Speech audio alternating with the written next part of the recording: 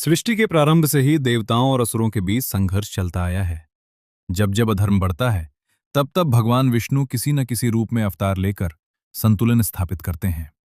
ऐसा ही एक समय आया जब एक असुर राजा ने अपने तप, दान और पराक्रम से तीनों लोकों पर अधिकार कर लिया। वो थे महान राजा बलि। राजा बलि दानवीर लेकिन अहंकारी। राजा बलि प्रहलाद के पोते थे। प्रहलाद स्वयं भगवान विष्णु के महान भक्त थे, इसलिए बलि के अंदर भी धर्म और दान का भाव था। बलि अत्यंत पराक्रमी थे। उन्होंने कठिन तपस्या की, यज्ञ किए और अपने गुरु शुक्राचार्य के मार्गदर्शन में शक्ति प्राप्त की। धीरे धीरे उन्होंने देवताओं को पराजित कर दिया और स्वर्ग लोक पर भी अधिकार कर लिया। देवताओं का राजा इंद्र भी हार गया। अब तीनों लोकों पर केवल राजा बलि का शासन था। हालांकि बलि दानवीर थे, लेकिन धीरे धीरे उनके अंदर अहंकार भी बढ़ने लगा। देवताओं की व्यथा और प्रार्थना। देवताओं ने हारकर भगवान विष्णु की शरण ली और कहा, प्रभु, धर्म का संतुलन बिगड़ गया है, कृपया हमारी रक्षा करें। भगवान विष्णु मुस्कुराए और बोले, समय आ गया है कि मैं एक नई लीला करूं। भगवान विष्णु ने ऋषि कश्यप और उनकी पत्नी माता अदिति के घर जन्म लिया।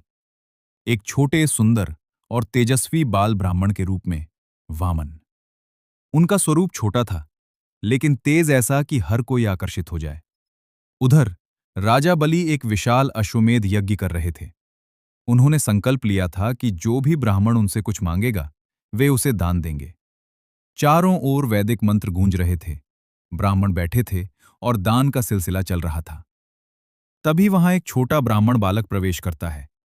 उनके तेज को देखकर सभी चकित रह गए। राजा बलि ने स्वयं उठकर उनका स्वागत किया और विनम्रता से कहा, हे ब्राह्मण देव, आपका स्वागत है। आप जो चाहें मुझसे मांग सकते हैं। 3 पग भूमि की मांग वामन भगवान मुस्कुराए और बोले, राजन, मुझे अधिक कुछ नहीं चाहिए, बस 3 पग भूमि दे दीजिए। राजा बलि हंस पड़े, हे बालक, मैं तीनों लोकों का स्वामी हूं और तुम केवल 3 पग भूमि मांग रहे हो। लेकिन वामन ने कहा, जिसे जितनी आवश्यकता हो उतना ही मांगना चाहिए। शुक्राचार्य की चेतावनी। राजा बलि के गुरु शुक्राचार्य ने तुरंत पहचान लिया कि ये कोई साधारण बालक नहीं है। उन्होंने कहा, राजन, ये स्वयं भगवान विष्णु हैं। यदि तुमने इन्हें वचन दे दिया तो सब कुछ खो दोगे। बलि का दृढ़ संकल्प। लेकिन राजा बलि ने उत्तर दिया, यदि भगवान स्वयं याचक बनकर आए हैं तो ये मेरा सौभाग्य है। मैं अपना वचन नहीं तोड़ सकता। और उन्होंने वामन को 3 पग भूमि देने का संकल्प ले लिया।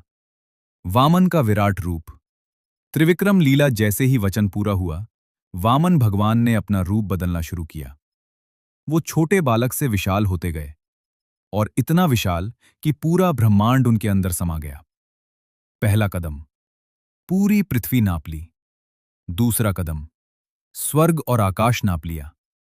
अब तीसरे कदम के लिए कोई स्थान नहीं बचा। राजा बलि का समर्पण। राजा बलि ने समझ लिया कि यह कोई साधारण लीला नहीं है। उन्होंने सिर झुकाकर कहा, प्रभु, तीसरा कदम आप मेरे सिर पर रख दीजिए। ये उनका पूर्ण समर्पण था। भगवान का आशीर्वाद। भगवान विष्णु उनके समर्पण और दान से प्रसन्न हुए। उन्होंने कहा, हे बलि, तुम सच्चे दानवीर हो। मैं तुम्हें पाताल लोक का राजा बनाता हूं।